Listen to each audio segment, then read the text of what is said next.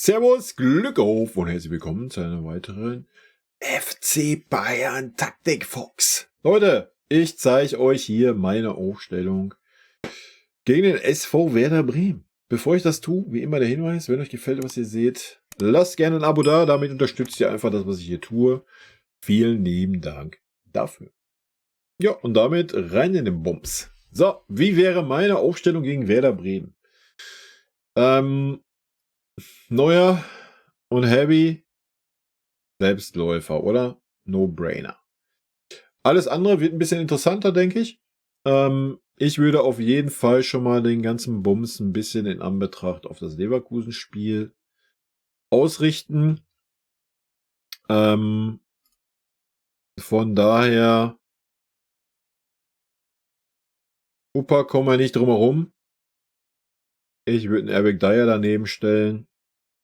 Ja, sollen oder werden wir so super hoch die Innenverteidiger rausschieben, wie wir es gegen Zagreb getan haben, könnte es für den Eric Dyer auch ein bisschen schwieriger werden, aber das muss man halt einfach mal sehen. Ansonsten, ich kann mich da nur wiederholen, Eric Dyer strahlt viel, viel mehr Sicherheit aus. Da hinten. Ne? Als es wie es so ein Minjay tut. Und ansonsten muss Opa halt derjenige sein, der super hoch rausschiebt und Eric der ein bisschen tiefer ist. Und Jude ist. Gut. Ansonsten würde ich erstmal anfangen mit meiner Startaufstellung, wie ich gegen Leverkusen beginnen würde. Von daher Kimmich als Rechtsverteidiger. Linksverteidiger für mich Guerrero. Ist für mich einfach auch der etwas bessere, der gerade ein bisschen besser in Form ist, wie es ein Alphonso Davies ist. Und ja, deswegen Guerrero. In der Mitte wird es bei mir P und P geben. Na, einfach auch im Hinblick auf das Leverkusen-Spiel. Und ich denke, da sollte man das wenigstens mal gespielt haben. Wäre für mich Pavlovic Palhinha. Mit einer klaren Geschichte. Palhinha klar der defensivere Part, Pavlovic der spielgestaltendere Part. Hat er überragend gut gemacht in der ersten Halbzeit gegen Zagreb und dass er das kann, sollte, denke ich, steht außer Frage. Er ist zudem sogar noch der defensivstärkere im Gegensatz zum Kimmich, wie ich finde. Und wenn er dann noch ein paar Palhinha hinter sich hat, wo ein Palhinha sich klar mal um die defensive Organisation kümmert, denke ich, könnte das richtig, richtig gut werden. Ja, dann haben wir natürlich wieder das Problem, ja, Kimmich. Ja, Kimmich. Es dreht sich immer alles um Kimmich irgendwie. Ja, deswegen Kimmich als Rechtsverteidiger. Wir haben gerade keinen vernünftigen Rechtsverteidiger sonst. Klar, Guerrero hat es überragend gut gemacht auf der rechten Seite. Aber, ja, sorry. Wir haben Palhinha, warum soll Palhinha nicht im zentralen Mittelfeld, defensiven Mittelfeld spielen? Ja, ich weiß, Kimmich, ist seine Lieblingsposition, Blasels. Muss man mal Abstriche machen, Alter. Fertig. Ja. Wird das passieren? Nein. Ja. Ich glaube, wir sind schon wieder an dem Punkt, wo Kimmich darum geht, irgendwie einen Josh glücklich zu machen. Ich weiß es nicht. Es würde mich überraschen, wenn es so kommen würde. Ja, ich würde es mir wünschen. Aber ich wage es zu bezweifeln, genau wie Eric Dyer. Da wird sehr wahrscheinlich ein Minjay für auflaufen. Alles andere würde mich überraschen, aber ja gut. Ich denke,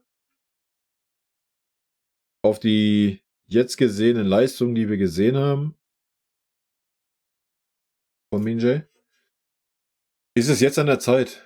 So, entweder hältst du jetzt an ihm fest, das heißt, wir ziehen ihn durch die Hinrunde, oder du sagst jetzt, ja, ich gebe mal Eric Dyer die Chance. Ja, das wird das Spiel gegen Bremen zeigen. Ich kann mir nicht vorstellen, dass man dann zum Spiel gegen Leverkusen sagt, ach komm, jetzt spielt der Eric von Anfang an.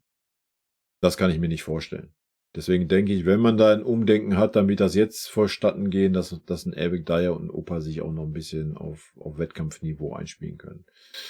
Ja, sehr wahrscheinlich wird ein Guerrero wieder rechts auflaufen und ein Davis links. Und Davis hat es auch nicht so schlecht gemacht. Defensiv natürlich eine Katastrophe, offensiv war es okay. Aber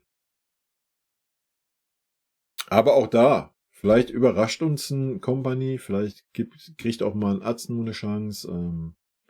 Möglichkeiten haben wir genug. Conny Leimer, ja.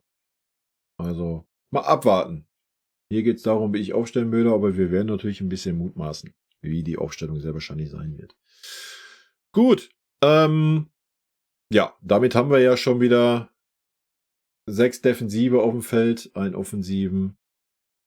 Heißt, wir haben nur noch 3 für vorne und ja gut, die 3 stellen sich meiner Meinung nach auch von alleine auf. Das ist ganz klar ein Jamal Musiala, ja, wobei wir das meinetwegen auch ein bisschen so machen könnten.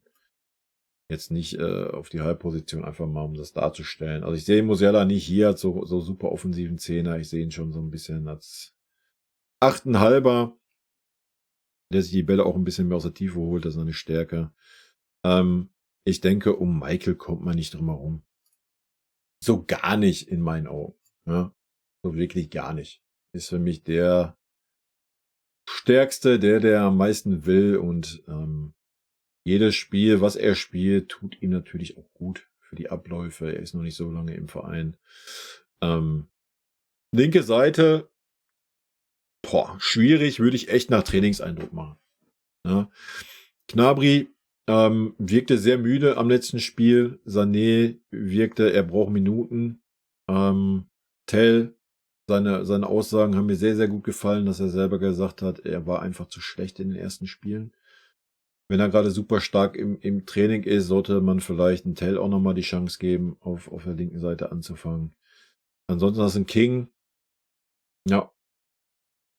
Da kannst du hinstellen, wen du willst. Ja. Ich kann's nicht wirklich sagen. Verdient hätte Gnabry, definitiv. Hat gute Leistungen gezeigt. Aber er wirkte halt echt ein bisschen müde. Vielleicht sollte man ihm einfach mal eine Pause geben, bevor er wieder irgendwie ausfällt. Ich weiß nicht, ob es für einen Sané vielleicht zu früh kommen würde. Kann ich auch schwer beurteilen, ohne das Training zu sehen. Aber ich stelle mal einen Sané dahin. Ja. Aber ich würde ihn auch nicht länger wie eine Halbzeit spielen lassen und dann würde ich einen Tell bringen, dass ein Tell sich nochmal ein bisschen zeigen kann. Denke ich auch eine ganz gute Geschichte. Sonst kannst du natürlich auch mit dem Tell anfangen, du kannst mit dem Coman anfangen. Du kannst natürlich auch mit dem Gnabry anfangen, wenn er wirklich frisch wirkt, hat immerhin die ganze Vorbereitung mitgemacht. Aber ja, ich meine, wir haben genug Alternativen auf den Außenpositionen und ja, warum soll man dann nicht irgendwie die Leute durchwechseln, ne, wenn wir alle 3 Tage spielen? Also sehe ich jetzt nicht das ganz, ganz große Problem drin. Ne? Genauso wie hier haben wir natürlich einen Leon noch als Alternative. Wir haben hier noch einen Conny Leimer als Alternative. Hier haben wir natürlich auch einen Davis. Gar keine Frage. Rechts hätten wir halt einen Guerrero, aber wir haben auch einen Azenu als Alternative. Und wir hätten natürlich auch für einen Opa, aber ich habe hier schon Kim eingetragen, ne? Können natürlich auch einen Leon da eintragen. Ja, also Möglichkeiten haben wir genug. Hier vorne könnten wir auch einen Tell eintragen. Und ich bin sehr gespannt auf die Aufstellung, die ein Company wählen wird, ob er ein bisschen durchrotieren wird. Ich denke, in Verteidigung wird ein Fingerzeig sein, auch ein Palinja wird ein Fingerzeig sein. Ne? Ich denke, auch da wäre es wichtig, dass wenn man ihn gegen Leverkusen plant, dass man ihm jetzt das Spiel gegen Bremen gibt. Ne? Dass er sich da auch einfach nochmal ein bisschen besser eingliedern kann. Die Abstimmung ein bisschen gefunden wird mit der Innenverteidigung und so weiter. Ich weiß es nicht, wie wichtig das in Company ist. Ja, das kann ich nur ganz schwer einschätzen nach den paar Spielen. Das muss man sehen. Vielleicht überrascht er uns und lässt einen Dyer und Palinja draußen und stellt sie dann gegen Leverkusen doch auf, weil er einfach denkt, Leverkusen ist ein stärkerer Gegner, da brauche ich einen Palinja und das geht auch ohne Spielpraxis. Ich weiß es nicht, wir werden es sehen. Meine Meinung, wenn Dyer und Palinja spielen sollten gegen Bremen, werden sie safe gegen Leverkusen auch spielen. Ja, dann spielen sie halt genau aus diesem Grund. Und sorry, man sollte nicht immer diese Rücksicht auf King Kimmich nehmen. Ja, auch wenn Kimmich bisher ordentlich gemacht hat, aber auch jetzt gegen Zagreb war er teilweise überfordert im defensiven Mittelfeld. Das kann City gegen Leverkusen nicht erlauben. Ja, da muss ein King Kimmich, wenn er spielt, mit auf die rechte Verteidigerpose gehen und Feierabend. Ja, Da gehört ein Palhinha auf die 6. Ich meine, wir haben 51 Millionen gezahlt für diesen Mann. Das ist eine Katastrophe, dass dieser Mann nicht aufgestellt wird. Ja, ich verstehe es, dass man sagt, jo, unsere Spielweise, dafür ist ein Kimmich prädestiniert, ne, weil er immer den offensiven Gedanken hat. Das ist völlig fein. Aber man sieht dann halt auch, welche Schwächen man dadurch hat. Ja, und diese Schwächen kannst du dir sehr wahrscheinlich gegen Leverkusen nicht erlauben. Oder aber du sagst, habe ich ja in dem anderen Video schon gesagt, oder aber du sagst dann, ja, wow, ich glaube an meine eigene Stärke und ich schieß 4 und krieg halt 3, dann ist mir das auch egal. So, das werden wir sehen. Ja, es wird sehr interessant sein. Jetzt haben wir aber erstmal Bremen vor der Brust, was kein leichtes Spiel wird. Die Bremer sind gut reingekommen in die Saison, denke ich. Wir spielen auswärts, wenn mich nicht alles täuscht. Also auch nicht immer so leicht. Und ja, die Aufstellung, die kommen wird, könnte ein Fingerzeig sein mit Dyer und Palhinha. Wenn sie nicht kommen, ja, heißt das nicht, dass sie nicht gegen Leverkusen kommen. Ne? Ja, ansonsten bin ich gespannt, was rotiert wird. Ich denke, es wird ein bisschen rotiert werden. Ja, sehr interessant. Kann man halt wirklich absolut noch nicht vorhersagen, weil man dafür viel zu wenig Spiele von Vinny gesehen hat, wie er da so tickt. Und das kann man dann in 6, 7 Wochen ein bisschen besser beurteilen, denke ich.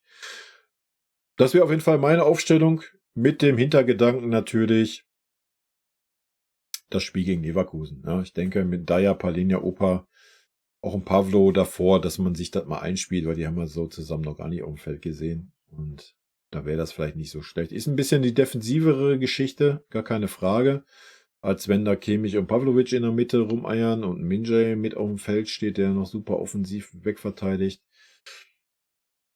Aber ich persönlich würde es mir gerne mal anschauen. Ne? Bin ich ganz ehrlich. Und vorne, ja, wie gesagt, Musiala ist gesetzt, wenn er seine Form hat, ein Heavy Kane und ein Michael und der andere, den kannst du durchrotieren, meinetwegen. Ja. Gut, Leute, das wäre meine Aufstellung, mein Tipp gegen Bremen. Schwer.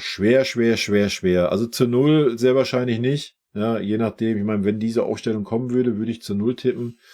So denke ich das eher nicht, weil ich nicht davon ausgehe, dass diese Aufstellung kommen wird. Ich denke aber 3 Hütten werden wir machen, vielleicht sogar 4. Von daher würde ich sagen 3-1 für uns. Leute, wie immer, haut mir gerne eure Aufstellung in die Kommentare oder euer Tipp. Ja? Und ansonsten, rot-weiße Grüße gehen raus, Leute. Ich wünsche euch guten Start ins Wochenende, auch wenn morgen erst Freitag ist. Wir hören uns ja morgen nochmal zur PK. In diesem Sinne, habt einen schönen Tag.